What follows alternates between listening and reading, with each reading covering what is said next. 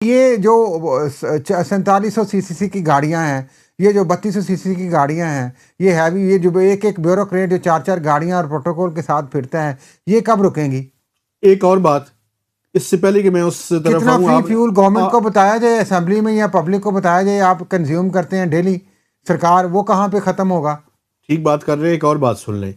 آپ کو پتہ ہے کہ یہ جو بیوروکریٹس ہیں گریڈ 20 سے 22 تک، یہ 2010 سے لے کے آج تک مونیٹائزیشن کے پیسے بھی لیتے ہیں، سرکاری گاڑی بھی رکھی ہوئی ہے انہوں نے، اور فیول بھی سرکار سے لیتے ہیں.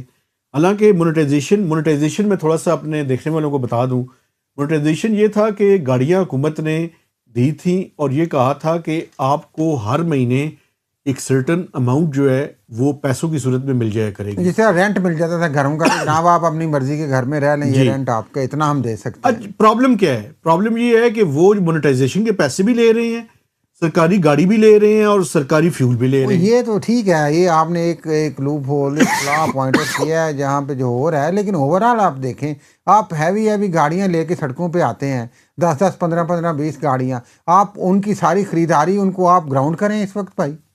آپ 1300 سی سی کی کار کیوں نہیں استعمال کرتے؟ آپ کو پتہ ہے کہ یہ آپ بیوروکریٹس کو ایک مہینے میں قربانی صرف عوام ہی دے گی. 2000 سے لے کے 2800 لیٹر تک پیٹرول ملتا ہے. تو پھر یہ سارا کہاں کاؤنٹ ہوگا؟